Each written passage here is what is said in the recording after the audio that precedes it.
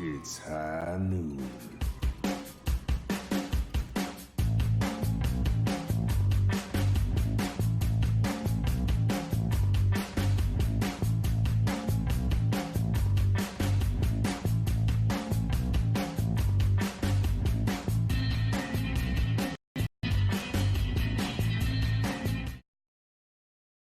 Hello, everyone, and welcome to episode 36 of Foul Play. That's Fantasy Overwatch League play.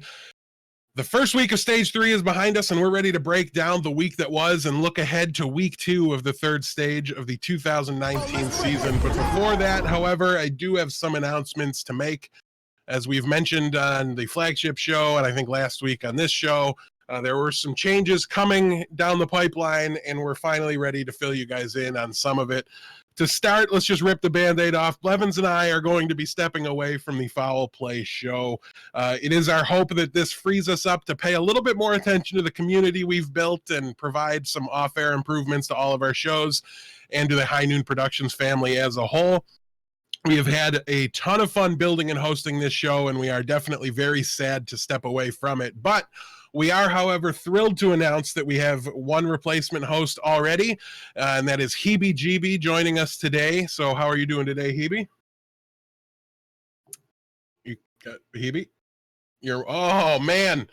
Rip. Episode 1. That's it. That's Rookie it. mistake. It's over. It's over for HeeBee. It was a nice try. No, HeeBee, how you doing today, my friend? Shame. Still can't hear you. Still muted. All right. Well, while he figures that out, I'm going to continue on with my spiel. We're also going to be... Did I get shame belt? Yeah, we're shame belling. It's Right fine. away. We're also going to be securing a third host for the show if possible. Nothing is confirmed for who that may be, so we don't have an announcement at this time. However, keep your eyes and ears open for that. If you are interested and you are a content creator and you would like to do a Fantasy Overwatch show, reach out to either myself or Blevins on Discord, Twitter, wherever you would normally talk to us, and we will put you in touch with HeeBee, A. Smith, and whoever else is involved in the show, see what we can do about that. So by all means... You're okay. So Blevins is just making it near impossible for me to get a sentence out. So I do need to make a direct appeal to Blevins to shut your yap, if you would be so kind while I'm trying to read a paragraph. It's very, very difficult. Shoot the stat guy. What? HeeBee, your mic is working. Oh, thank God. Yes, shoot the stat guy. So why don't you introduce yourself, and hopefully Blevins lets you get some sentences out here. But tell us about your experience with podcasting in the past and just your general path with Overwatch League so far. Cool. So yeah, I'm HeeBee. That's my first and last name. First name is just HeeBee. Experience with podcasting. I've done like 3 or 4 different podcasts. All of them have been like, I don't know if more nerdy than this, but a different type of nerdy. A lot of like role-playing style podcasts. So some Dungeons and Dragons and other smaller indie role-playing game podcasts. So if you want to listen to those, just hit me up. And then in terms of Overwatch stuff, ever since the season started, I was watching Overwatch League, but I started watching like the Alienware monthly melees like however long ago, and then just stuck with it. I'm huge LA Gladiators fan because We'll forgive you. Yeah, well, hey, it's like your second team. Come on, Like 13. Toronto, man. Yeah, sure. So yeah, I'm Canadian, but have recently migrated to Chicago, Illinois. So. Shame. F on the chat for no Chicago Overwatch team, and also next year as well. So that's unfortunate, but who knows? Maybe the rumors are true, and Houston will move there, and I'll take your team. I don't think those are actually rumors outside of a couple fanatical Twitter accounts. But Started by me, maybe. Yeah, I was like, rumors by random people on Reddit don't count. Monkey Prince is over here typing like right now on Reddit, like, hey. Right, until they're true, they don't count at least. So we'll have to wait and see on that front. But yeah, HeeBee's been a longtime fan of the High Noon Productions family and our shows. So we're glad to bring you in and welcome you to the family. Get you started on your Overwatch content creation career. Thank you. Hopefully it is a long one, my friend. Also A Smith's here. Moving on, we have A Smith, how you doing? I today, haven't my been friend? here in a while. Yeah, It's okay. it's been a minute. How you been, man? Man, I'm good. I'm good. The child is doing well. He's already 2 months old, getting shots. Lives are changing. He's basically 2 years old now. 2 years old. You stole my joke. Who knew? You jerk. 2 years in baby years. Yeah. Right. Dog years So, or something. yeah. All right. So my child's not a dog. He's more like a cat. But no, I'm kidding. I've never seen the child to verify anything here, so I can't. I'll just have to take your word for it. But let's move into the regularly scheduled Fantasy Overwatch League content that we bring you guys here. We're going to start things out with leaders and feeders. There was a lot of honestly crazy matches, even if not too crazy like end results to those matches this week, but a lot of the matchups that we thought were going to be blowouts, the potential oofs section of the show last week probably didn't perform that well, but nonetheless we do have some basically your top three surprising support, tank, and DPS performers of the week here. So let's start things out with the support category. I'm going to take the first one here, gentlemen, and I'm going to talk about Violet. He was 234.83 points in combined. He played one match. So that 234.83 points was good for first overall, regardless of position. It's a 40-point margin between him and second place, again, regardless of position. So it was a phenomenal week for Violet as the San Francisco Shocks matches got a little bit more competitive. They went against the Atlanta Reign this week and did get the victory, but Atlanta played them well, played them competitively, and I think the numbers for everybody on both teams in that match definitely bear that out. So big ups for Violet here. I know he was a kind of a bit of an unknown coming in because Sleepy performed well for them last year, things like that, and he's really paying off, proving to be one of the elite fantasy support options. So wanted to highlight him. HeeBee, why don't you take your pick of one of the other two support leaders and talk to us about the week they had? Cool. I want to take Gray of the Paris Eternal. And combined, he was 319.53, good for second in the support category. And in his solo game was 164.08, good for eighth in that category of supports. 164.08 is, I want to say, just because of that clutch Widow pick on Havana, getting him like 200 damage for each headshot. Extremely good performance of like a support performer we don't see very often at all, like especially when they were fighting for time between Gray and Hip in like stage 1 and then Gray 2 switching in. I don't know, Paris isn't looking substantially better, but Gray's getting like good points, and I think Finzi's still a performer. So like I think Paris is on somewhat of an up and up, and I think that like with Gray getting a certain amount of points, that's a good start. As the Valiant have been proving all year long, you don't need to be a good team to be good fantasy performers. So, A. Smith, round out the support leaders here for us for the week. One question. Am I the only person that still sees Gray as like an offensive character? Like all I can think of is old school Gray as Sombra, like back when like supports were Sombra. That's like all I picture when I see Gray. like I was like he's basically a DPS anyway. Right. So, well, we've got supports in the DPS category later on in the list. Spoiler alert. But yeah, so it's not the craziest comparison. That's true. Okay. All right. Well, the one I'm going to take was the one I always want because he's American, and I love America. Truth. America. Dogman. Being a Canadian on this podcast is going to be rough. See, look, we have a Canadian, so now I get to like rub in the American stuff here. Look, USA. Yeah, all right. Anyways, Dogman, first overall with 354.56 points. That's in combined. And then best, he was second overall, 197.58. Look, he may feed, but he gets points. And now that Kodak is demoted to the minors, Dogman's going to play. And Atlanta is not a bad team, and they are going to be competitive in most matches. I don't see them as dominating in most matches unless they're playing New York. What? Oh, sorry. Oh, Blevins isn't on here, man. I don't get to rub it in. No, you can rub it in. He can't defend himself. True, he can't because his microphone's off, but he has to hear you. It's the perfect setup for making fun of New York. Perfect crime. It's perfect. So you know what? New York, they're just trash this year. Yeah, Atlanta stomps them every year. Dogman makes them their little, altar boy. I don't know. Got real weird real fast. So I'm just gonna interrupt.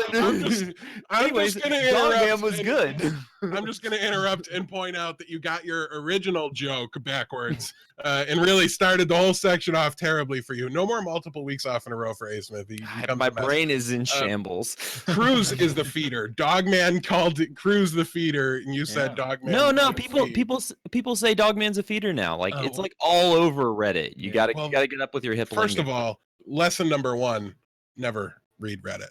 Moving on, let's talk about some news of the week. We've got, I'm gonna leave the shock player for you guys.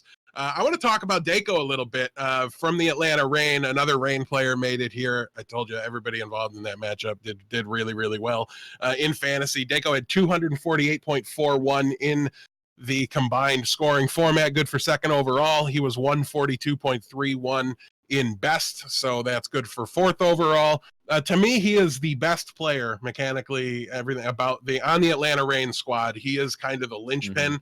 We saw what they looked like with Fred on the roster for a little while there. They were struggling to get wins against bottom tier teams when that was the case. And so I really think Dako's kind of the key piece here for the Atlanta Reign. I can't imagine, unless there's another disciplinary reason why they need to bench him, which that was the rumor for why Fred was playing to begin with. Unless something else like that comes up, I can't imagine Dako leaves the stage. This team seems to be coming into its own. I said on the flagship this week that this is the prove it week for me. There's no built-in excuses for why it's okay for them to lose this week, because it's not San Francisco and Vancouver. They have to play against more middling teams with matchups against Shanghai and Seoul. Still good teams, so this is really going to tell us where they stand. But for now, at least, I think he's in the right position, and as an off-tank player, everything like that, that I think he's just in a really good spot to succeed for you for fantasy going forward. A. Smith, why don't you take the second one here, whoever you want in the tank category? Honestly, I'm gonna take the American here. I don't know what's going on. It's my blind patriotism here. Blind patriotism. Don't talk about altar boys anymore, and we're fine. Okay, fair enough. Look, if we're talking about America here, can I just throw out the women's U.S. soccer team just beat Thailand 13-0? Anyways, we're moving on. Sorry, I'm getting super distracted. Yeah, you can throw it out. Nobody cares, but you can throw it out. I mean, it's a pretty good score. I mean, 13 goals in soccer is that is a lot. It's not bad. I didn't even process it. Yeah, that is actually crazy. It's definitely a world record. Something like that. Yeah. So, anyways, super. He kicked butt, 153.72 points, and combined, he only had one match, so that means he had the same score, and hey, that was best for first overall. Super is a main tank, and he is number 1 on this list. That might come as a shock to a lot of people here, but Super is actually pretty good. I halt saying he's the best American DPS or tank. I don't know why. It hurts me a little to say it. I still have torn struggles between this season and last season, and how things change so drastically between seasons. Doesn't make sense to me.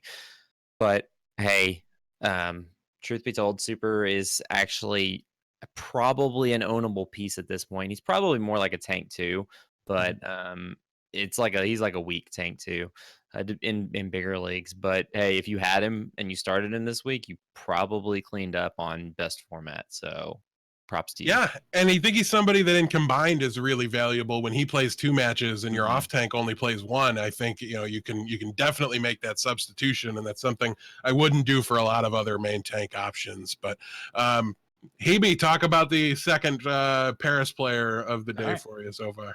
Great. This is good. Finzi and I actually have some history together. So when Whoa. I They were admittedly altar boys at the same time. yeah, wow. Pixar didn't happen. Yeah, Finzi and I go way back. But when I say go way back, I only mean to stage 1. I unfortunately bought into the hype of Paris before the season, all the rumors. So I was like, well, I'm gonna pick up some Paris players.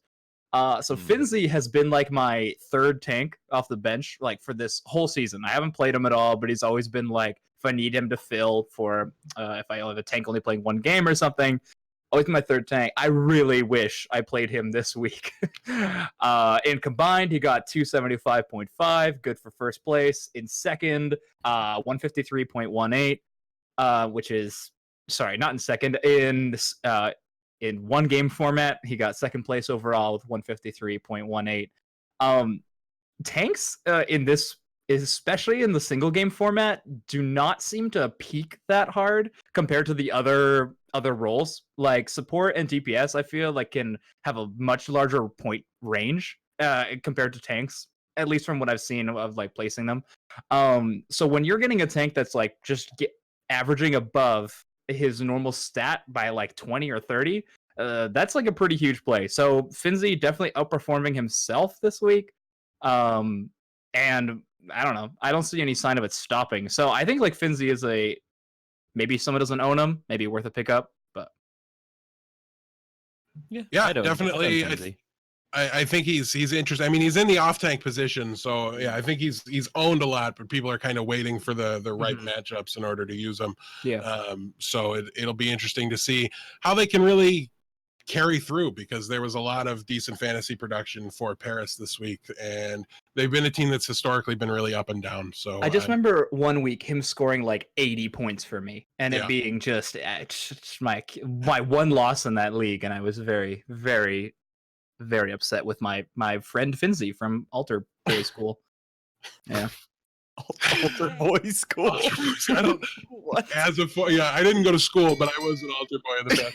But one thing I do, and if we could have StatBoy check and make sure I've got the matchups right in this document here, because I think I numbered the document wrong, so I've made myself exceedingly unconfident in what the matchups that are listed are. So that would be great. But let's move right along here and talk about some DPS leaders from last week. I'm going to take the support player. Let's talk about Kareev. He's listed on the teams on the Overwatch League website as a DPS player, so that is how the platform plays him and counts him. And honestly, I think that makes him incredibly valuable here, especially as we sit in a GOATS meta. He feels very safe to me if he's going to be playing Zen. Unfortunately, I don't feel super confident he's going to be staying on the Zenyatta position for them. They do look like they're heading into the all Western or all English speaking roster, but I'm just not positive. And Izzyaki is a very valuable, very good player to just bench and leave there. But nonetheless, while he's playing, it's been a couple weeks running. I think you just keep running Kareev out there, and you'd be willing to get shadow burned at some point in the future and just kind of take the wins or take the points while they're rolling. We like to call that staying in the flames in the fantasy world. So while he's hot, use him. Kareev this week was 275.64 in the combined category. It was 8th amongst DPS players. And he had 184.93. It was good for second in the best format. So a great week here for Kareev. Helped out a little bit by the team's performance, but honestly, like, it was a little weird because they bodied Chengdu this week. It wasn't particularly close. So even when their matchups are non-competitive in the other direction that we're not used to them being, they still seem to be getting the point total. So defying all logic here, the LA Valiant continue to be big point getters. HeeBee, talk to us about the next DPS that you'd like to discuss from this week. Sure. Let's stick with Valiant. So KSF had a pretty decent week. Obviously, he's in the leaders category. In the combined, he got 255.3, good for 12th place. And in the single game format, he got 181.47, good for 5th place. Everyone who owns KSF can maybe take a sigh of relief, at least slight. Shax is not playing over him as of yet. which is very exciting. So if you own KSF, you probably haven't been playing him. But if you were forced to, thank goodness. You still have KSF and he still got you points, which is pretty exciting. I don't think Shaxx is going to start over him, at least not this stage. I think if they were going to make a switch, it would probably be in stage 4. But that's just a hunch. So I don't know. If you have KSF and you have to play him, it's a pretty good pick. And it's a Valiant player, so they defy all logic, like you said, and you should have your Valiant players in your roster. Yeah, hidden in these numbers a little bit is the fact that he had a very good performance, obviously to be 5th overall in the best format, but I think his combined game, like he had a stinker in there, if I'm doing the math on that correctly. So depending on your scoring format, I mean 12th overall, it's a solid starter, and KSF is not a player any of us really have been high on throughout the course of the season. Yeah, so that's a solid performance as well. I don't want to hate on it too much, but I think this represents a sell high opportunity for KSF. If you got somebody in your league that's a Valiant fan, or maybe you can use him as a throwaway. I mean, look, he was 5th. He was 5th in DPS last week. I can just read myself writing that argument in a trade conversation. Look for an opportunity to package deal, move him, try to get somebody maybe higher tier level, something like that. But yeah, it's going to be really interesting to see going forward how they do manage the roster, as there's 3 different DPS players from the Valiant that are capable of scoring points, even though one of them plays Zen. Right. So in classic fashion, we let HeeBee take all the Paris players. A Smith, that means you've got to take all the Rain players, although I did steal Dako from you. Sorry, not sorry. You took all the Korean players. He's American. Really we left serious. you an American. Take it You away, wouldn't my say. friend. I don't know if he's Altar Boy, though. I can't. Okay. Yeah, we'll stop with that. I mean, to be fair, have you seen Baby Bay? He's no Altar Boy. No. He's from Chicago, by the way, so shout out to me. I don't know. So anyways, Baby Bay 327.76 points. That's best for combined, first overall there. 183.55. That's third for best format. Look, Baby Bay did well because Atlanta had a 5-mapper against San Francisco, and that does not hurt ever. Any 5-mapper can really help you, and that's part of the reason that we're seeing all these Atlanta players in the leaders category. Baby Bay is doing very well in the Zarya position for Atlanta. A little surprised, but hey, let's rock it. So I think Baby Bay is a startable option because he's going to be playing. Yeah, another stay in the flames candidate for me. Just somebody you can't go away from him. He was one of the best DPS performers the last week of last stage. Granted, that feels like it was a year and a half ago at this point, but at the end of stage 2, he was popping off as well. So it's important to remember that, even though there's big breaks, that's still quite a streak for him. So keep him in your roster if you own him. Moving on, let's talk about some feeders. We do have a couple, and admittedly, some of these are playtime casualties. There was a wave of players that kind of either got signed or finally got their visas approved and made it into the league this week, and that meant some people got just their first taste of the stage, and other people saw the bench for a little bit. But we only have 2 from each category, so I'm not going to be going over any of them myself. But HeeBee, talk to us about one of these support feeders and why they had such a rough week. Jaehong, why did you do this to my fantasy? I was undefeated in like 2 out of 3 3 leagues where I own Jaehong, and it is no longer the case. He got such few points for me. He only played 1 game, but they had 2 games. That's a problem right there. He didn't play against Florida, but he did play against the Shock, I believe they played, correct? I don't have last week's match. I think he did. StatBoy on it. Yeah. Anyway, he only got 97.93 points. Less than 100 is criminal for a flex support, in my opinion. Highly playing over him is not bode well for Jaehong. I'm honestly surprised it was happening. I think it was just to get him more playtime, but so there's not much more to say about this other than it took me to left field. It really hurts to see the veterans of the game get replaced by these players, even if it is just for playtime. But I guess that's Soul. So yeah, I got sold. It's telling that Jaehong played against the better opponent of the Yeah. two. Mhm. So I think I'm a little less worried about him overall, but we did have kind of that, screenshot in the Toronto Defiant video where they were scrimming against Seoul, and Hailey and Illicit were both in that scrim. So That's I don't know true. that it's necessarily not going to happen going forward, but ideally, we'll see it as a pattern where when they're playing against a bottom 3, bottom 5 team, something like that, maybe they use Hailey. As long as it's predictable, it's not going to kill you from a fantasy perspective. But if you're a And they Jae have Hong owner, don't go get Hailey, but go get yourself another viable support if you can. and they have almost a 50-50 split team now, right? Like in terms of who they fielded against Florida, like they had Fisher playing in that game. They had who else am I thinking of? They had Flutta Illicit. playing in that game again. Flutta. Like Yeah. like Soul players are scary in terms of fantasy points now. Absolutely terrifying. Yeah. It's really difficult. I think the one that I kind of want to play still and have is Michelle. Yeah. But the rest are pretty rough. I really think what they're doing is just throwing darts at a dartboard with all their names on them to get their That's what starting they've roster. always done. Yeah, that's true. Do And we I not think remember Michelle. Sorry. Jae Hong tank. Yes, Yeah, yes. but I mean that was born a little bit out of just like panic and trying to save their season. But I mean it should have been pretty obvious that was never going to work. But hey, Smith, talk to us about the second support feeder of the week. All right, I'm gonna take here Luffy. Put up 118.65 in both. He only played one match. There's not much to say about that. Luffy has not. I want to say he actually has been a top 10 support, I believe, if my stats don't. He's been up there. I mean, he's been at least very serviceable. At least like a top end, support 2.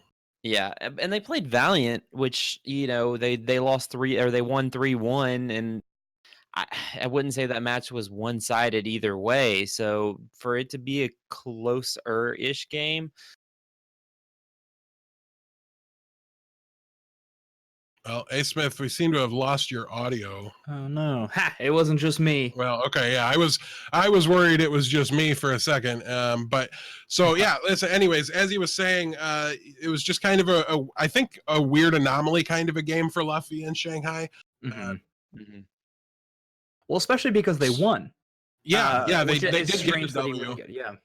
So it's one of those games. I don't think we overreact to this too much as fantasy owners. We just kind of need to roll with it. But yeah, it's something to watch going forward. I do think the team overall of Shanghai is a little bit undervalued across the board. So it'll be interesting to see if he's able to rebound, get back to those solid point totals. He was definitely towards the bottom of the list. Moving on, let's talk about the tank category. HeeBee, we'll start with you, and I will take over for A. Smith if he's not able to get his mic working by the time he's up. You got it. Yep, yeah, he's back. Smith. All right, perfect.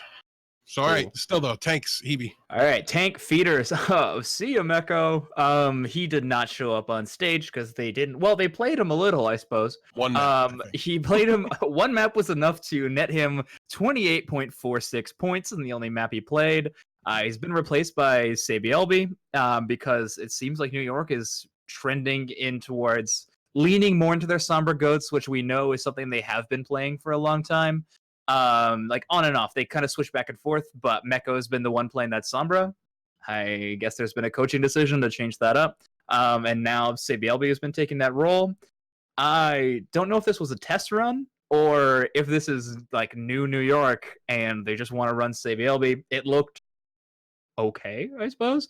A little scary for the New York fans, got a little hot under the collar, I think, but either way, Meko was a feeder this week. I don't think you get him off your roster, but I do think you move him off your active players for that week.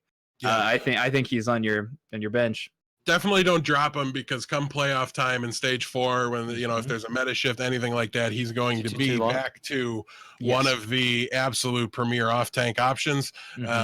So yeah, you can't drop him, but you also can't play him, and it's worth adding SBB, but I would maybe wait one more week to really start playing him, just because we don't know if it was a 1 week. Like, let's make sure SBB gets the doesn't accumulate too much rust But I do think they're probably just going to be playing somber goats this entire stage to Yeah. force some variety in their own play so they don't stagnate and like stop learning new things. And also it just lets SBB be better equipped for if he's needed again in a DPS meta later on in the season. So I think it's really smart from New York. And now that they're not like holding down one of those top 2 spots, or they're not considered one of the best, then this kind of gives them a chance to maybe do something that allows them to surpass those teams or catch back up to those teams. Right. Yeah. It's a new weapon in the utility belt that New York has ever growing. But if they want that to be the case, they should stop almost throwing and losing to Houston. But I'll digress and defer to A. Smith to talk about our last tank feeder of the week. That would be Poco. 69.61. They played one match and they got 4-0'd against the Spark. So that really didn't help. Look, Philly didn't look that good. They really didn't. It wasn't a complete stomping, but it just wasn't that good either. Like they do not look Bad Philly has made the return is really what it looks like is happening right now. Philly can be really good, but it looks like in this GOATS meta, as it still is continuing to be GOATS throughout, they're just not. They don't have the high highs that they did before, where Carpe can just take over. I mean, that's really what happens, and that's when Philly does well. So when Carpe is not in a position to do that, it really hurts. And Bad Philly struck, and Poco. When Bad Philly hits, nobody on Philly does well. No, statistically, no one's safe. On the plus side, though, they seem to have fixed their consistency problem by just always being bad. Always being bad. How often do we keep putting good Philly in the sentence? Yeah, no fraggy, no win. That's the High Noon Productions firm stance. Is Beard's too strong? Beard game's too strong. It's not the whole problem, but man, it's a big problem. I'm not gonna lie. I mean, Sato is a big hole.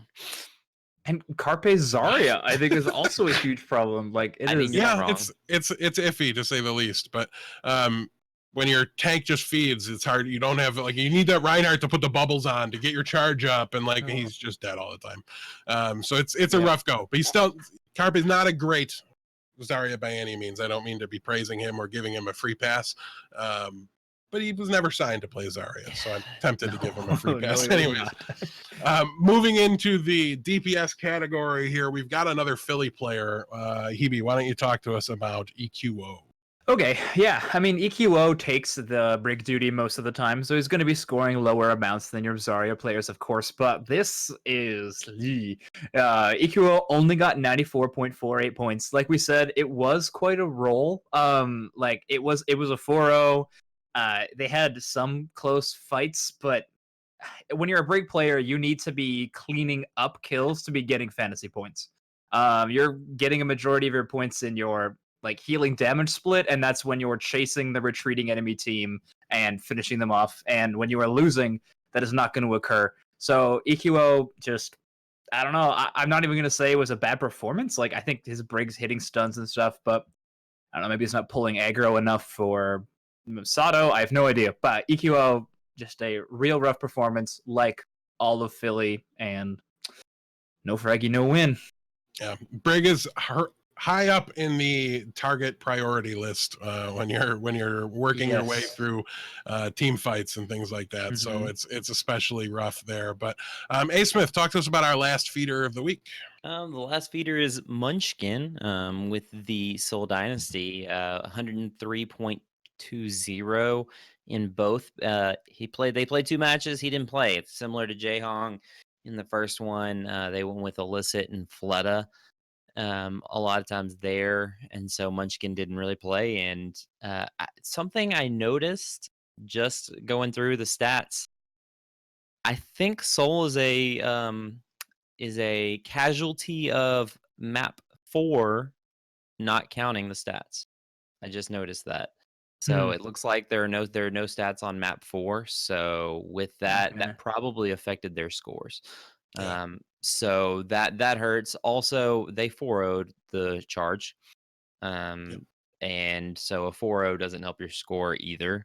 So that does hurt. So I don't, it's not going to be like this always. Munchkin's gonna be a point getter. He seems to be their go-to against tougher competition. So Yeah. He's in their A team, if you will. yeah, That's a good time to point out there was a bit of a glitch. There was some updates to the platform over the break, and that did lead to some misreported results. That is being fixed tonight. So if you checked your score earlier in the week, you might want to check it again. Starting, what will that be? That will be Wednesday, right? So yeah, if you're listening to this on Wednesday and not live, you might want to recheck your scores just to be absolutely certain. And if some of these numbers change, then some of these players are bad. We're just working with what we're given. So, yeah, let's move things right along here. And we're going to talk about the who do I start section of the show. Oh, I did have them right? Okay, perfect. All right, so moving on. And again, we don't go matchup by matchup all the way through. We just give you the teams that are playing twice, the teams that are playing once, and the teams that aren't playing at all. There are no bye weeks this week. So, without further ado, the teams that are playing twice: the Houston Outlaws, the San Francisco Shock, the Atlanta Reign, the Dallas Fuel, the Boston Uprising, the Los Angeles Gladiators, Philadelphia Fusion, Washington Justice, Seoul Dynasty, Hangzhou Spark, Vancouver Titans, and Paris Eternal. The rest of the league is playing once. That is the Hunters, the Dragons, the Excelsior, the Defiant, Spitfire, the Charge, the Valiant, and the Mayhem. So that's a lot of information to just kind of dump on you guys. And as usual, we try to highlight a couple matches of each week, ones that we think are particularly ripe to go to Game 5. Those sweet, sweet fantasy points from the extra map. We want them. We're targeting them with our sleeper picks, with our rosters when we're making our start-sit decisions. So I'll start things off right away so nobody can say anything too bad about my boys. And I want to talk about the Houston Outlaws versus the Boston Uprising as a potential 5-mapper. A lot of times we talk about 5-mappers because both teams are just really, really good, and we don't know who's going to win. This is a little bit different. We're not super confident in either of these teams right now. But both of them have shown flashes of mediocrity throughout the course of the season, but neither of them are on a particularly strong run at the moment. This could go either direction. This could be a 4-0 for either team, to be perfectly honest with you, the way it's gone. Boston's record lately is terrible. They're like 2-2, or like 1-6 or 1-7 in their last 8 games, 7 games, something like that. I can't remember the exact numbers. And Houston is 0-8 in their last 8. So these are two teams trending in the wrong direction. Houston did seem to rebound a little bit last week. We thought that against Vancouver in their first match of Stage 2, so don't hold your breath, Houston fans. I know I'm not. It could still be pretty rough. We don't know, but it's probably going to be rough for both of these teams. So, yeah, keep an eye on this one.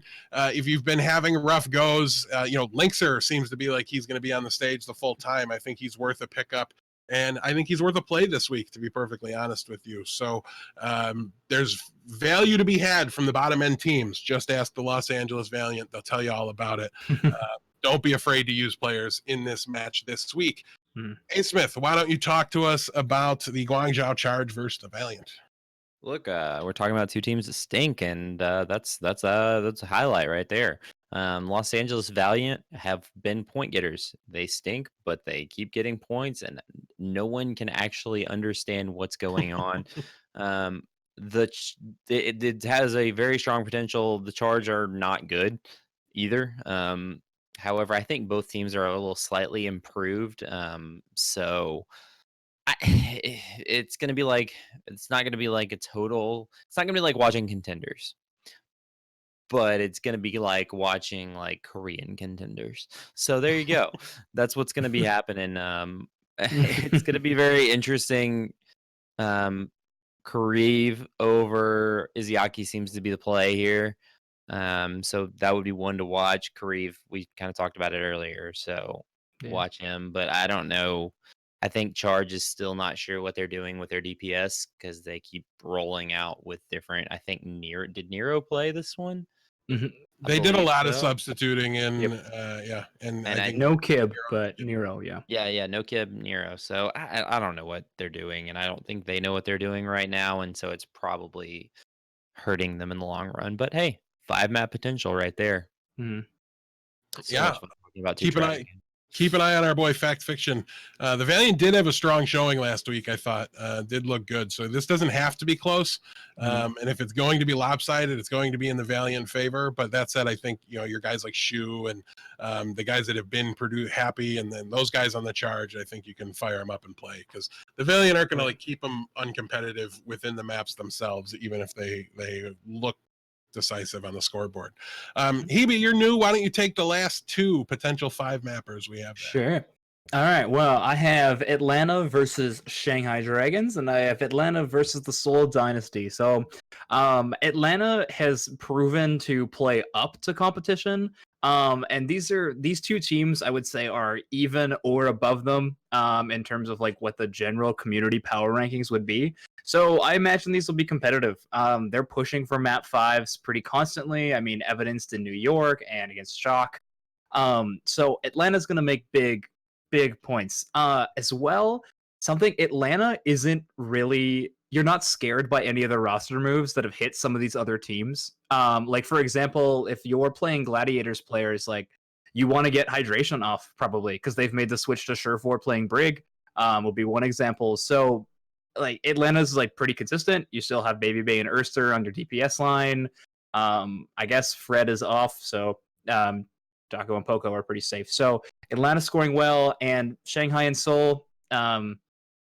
it seems like Seoul can be competitive with their A or B team, so I wouldn't necessarily play Seoul players, but this does make Atlanta better, and I think Shanghai will score well, especially since they're such a Sombra reliant team. EMP can win team fights pretty quick. That's pretty good for fantasy points when you're deleting a team before losing anyone on your side. So I would say Shanghai getting a decent amount of points there. I have a question. When Sombra EMPs, does the armor or the shield that goes away, does that count as damage? I don't think so. It should. No. It counts because the health disappears. It counts as hacks, and you definitely get assists for it. But as far as fantasy points go, no, they're gonna have to hit with the gun. I guess that's fair. Yeah. All right, moving on. Let's talk about some of these potential oofs. And man, I'm gonna just keep not letting you guys talk about Houston. San Francisco versus Houston. Listen, it's going to be rough. It's probably going to be a 4-0. San Francisco doesn't give you anything cheap, anything easy, anything for free.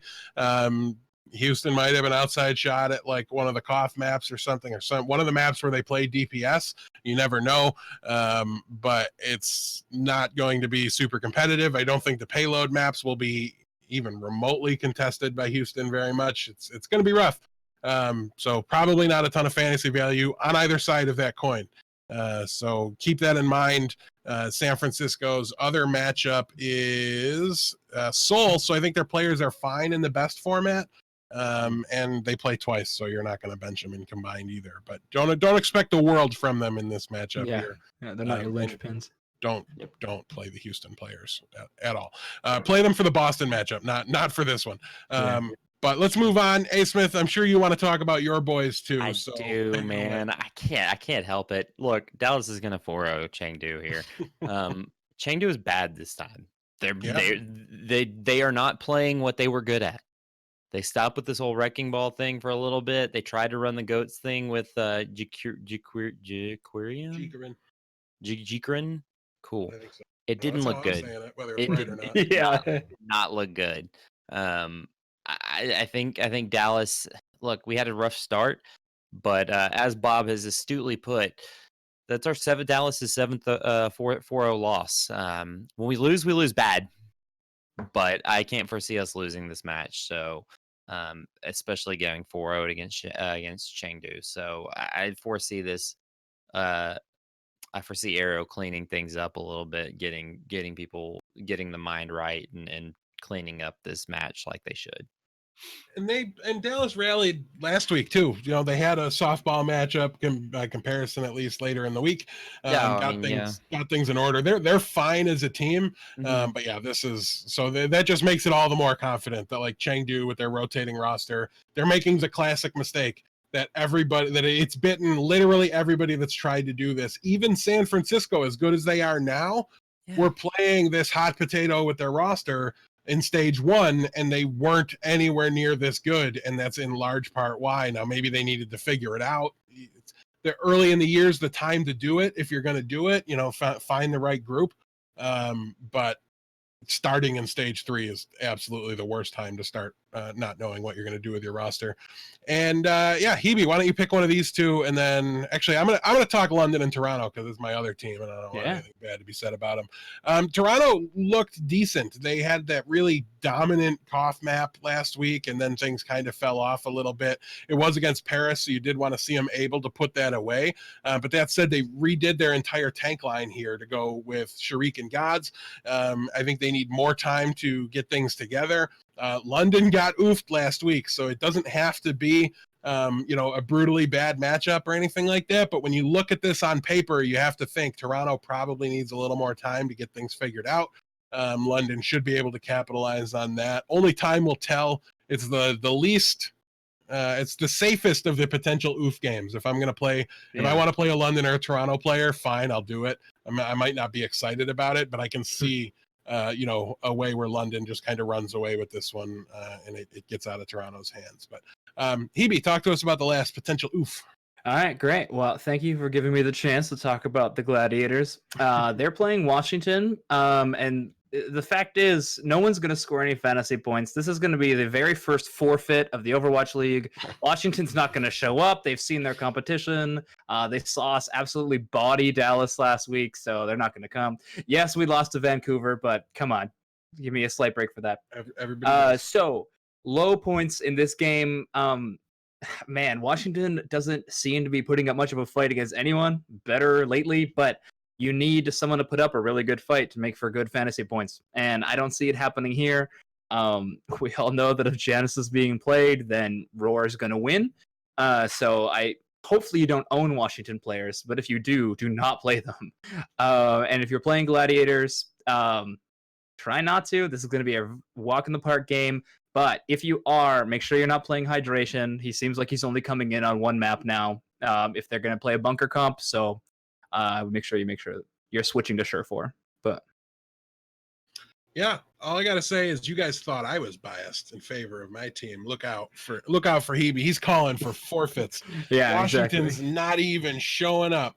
All right, let's move things in to wrap up the show this week. We've got our little sleeper contest of the week. Because I'm going to be relegated to fill-in host, I'm not going to be involved in the sleeper picks this week. It's just going to be A. Smith heads up versus HeeBee. So A. Smith, you're starting us out on the support category. Who is your support sleeper for week 2, stage 3? Look, I'm going to take Massa. Atlanta this week has 2 very competitive games. They're playing Shanghai and Seoul. Yes, they are playing the Seoul Dragons, the Shanghai Dynasty. However we go with it, they're playing both of them, and we always get that mixed up for some reason. But look, both of them are going to be competitive games. One may be one way, the other may go the other way. But hey, if you're playing potential 5 mappers, especially for Lucio, and Massa gets those kills. He is a bloodthirsty Lucio. He is a boop god. He's good, and I think he's the pick for this week if you're going to go with a Lucio. HeeBee, who do you got? I disagree with picking Massa as the Lucio because I'm going to go with Alamau for Boston. Recently subbed in over top of Kellex. I think that's going to stay, especially if their week is Houston and Philly. Like we said, these are both games like from bottom of the pack teams. They can be like scrappy, if you will, or just take a long time to get kills. Either way, that's more damage that can be healed and given out from these players. So I think Alamau's a good pick. I really do think that they're going to win both of these games, which usually benefits you more. So I think that Boston is like a 70% chance to win these games. So I think that, Alamau will be picking up a decent amount of points. StatBoy, you mute somebody if they ever pick Boston to beat Houston. I don't care how likely it is. Just snap mute them. I don't want it to happen if that helps at all, but it does exist. Moving on, let's talk about some tank options here while A. Smith cheats and throws in a very highly rated point scorer late in the game. But yeah, HeeBee, who do you got for the tank sleeper? Cool. This is where I lose all credibility as a fantasy knowledgeable person. I am choosing the Chengdu Hunters late young. With their transition to playing more 3-3, he's going to be playing Diva a lot more often, pumping up his elimination numbers. If anything, late young will be getting far more points than he normally does, which is why I have him here as the sleeper. And he's shown the ability to flex over to Hog and Zarya if they are going to start putting a Meng back in. But if not, he's going to be switching back to Diva, and I think pumping up his numbers by quite a bit more. All right, A. Smith, who's your tank for this week? Look, I flipped back and forth for a while here, and I literally just changed it. I'm gonna go with fusions. I like what HeeBee was saying about Boston. I mean, it makes me throw up a little bit in my mouth because Boston, but. Yeah, but hey, Fusion's he can get him some points. He is a main tank, but with two very potentially close games, Boston's playing Philadelphia Fusion on top of Houston, and I think those are going to be winnable games for them. Look, Fusion's he can get him some fantasy points every once in a while. He has popped off before this season, so I expect if he's gonna pop off, I think this is gonna be one of the weeks to do it. So. He has to be. They have to be favored versus Philly, right? He's the plural form of one of his opponents. I mean, he is literally two of Philly. Within his mouse and keyboard contains all the skill of two full Philadelphia rosters. It's gotta be weird. Okay, so they're gonna be like talking about fusions or fusion, like Philly or the fusion. I know. Pluraled. Yeah, But so like Fusion is owning weird. Fusion. Oh, that's gonna be weird. IDDQD, the player, not the team. Call back to 2016. I got there. Started. Hey, Smith, you're starting us off for the DPS category as well. You seem to really love Boston. I look, Boston's good this week, and I feel like taking like Baby Bay or Erster is cheating. So I mean, so Color Hex, the leader. He is the closest thing to not cheating, but this week he's basically cheating. But Color Hex is going to get him some points. He is my favorite Kiwi. He's been very useful in spots throughout the year. In fantasy, really has. He's popped off at times. Like he can get him some points, and I think this has got to be the week to do it for Boston players. If you're gonna get points, this is the week you are most useful. Make use of it and really earn us those fantasy points. Speaking of popping off sometimes, HeeBee, your guy's known to do that as well. Who's your DPS sleeper this week? I got Ding of the Shanghai Dragons. I think they're going to beat Atlanta. And if I think they're going to beat Atlanta, I think it's going to be in a 3-2. So I think Ding's going to be taking a bunch of points. If he pulls out Widow on a Koth map, I think they're going to be scoring a lot. I don't necessarily see it happening, but he's also their Sombra player. So I think that Ding will be earning a bunch of points in a large variety of ways. And what? Let's make this a Lord bet. A Lord bet? Okay. Yeah, I can beat Color Hex. I'll make this a Lord bet. First one. I think this is a good one to make. Okay. Being Color Hex seems like it's gonna be a close match. Okay. What if I up the ante on our Lord bet? Oh, you want to up the ante? Oh no. I think Ding beats Color Hex by 20 points.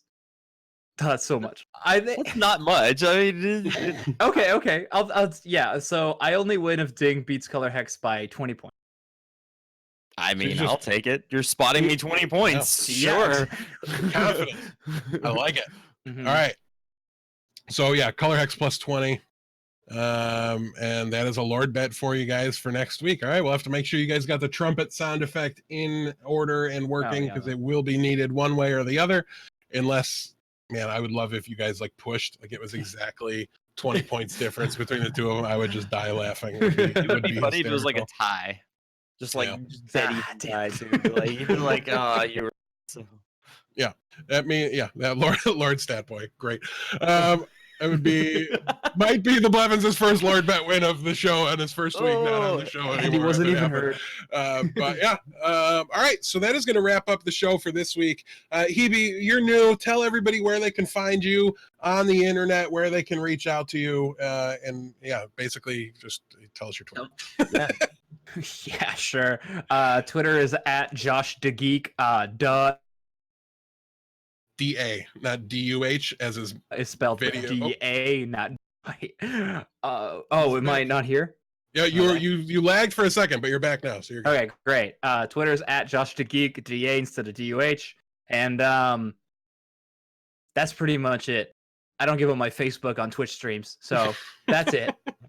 I don't blame you. Facebook. Nobody uses Facebook anymore. There's numbers to prove it. A Smith, where can everybody find you? Find me at asmith_OW, and it's not because I'm good at the game; it's because I talk about it. Yes, that is true It's on valid. 2 different accounts.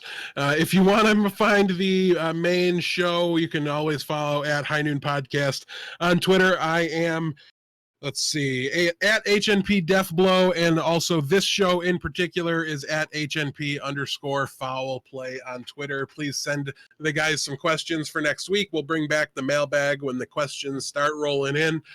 So thank you guys so much for joining us. HeeBee, welcome to the family. Welcome to the show. Thank you so much for agreeing to do this and helping us out. Really appreciate it.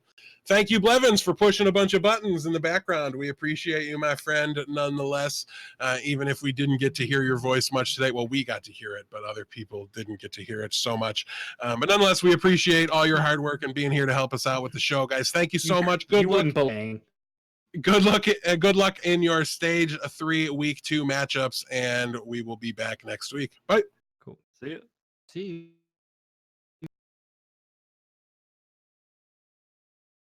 Put on his hat, he threw the coin away that same day. It's in his past and he's not looking back. He says, finding mine now, God's my way. He's not good, but he sure ain't bad. He'll make amends for the sins that he has. He says, I'll change the world one bullet at a time till I find mine.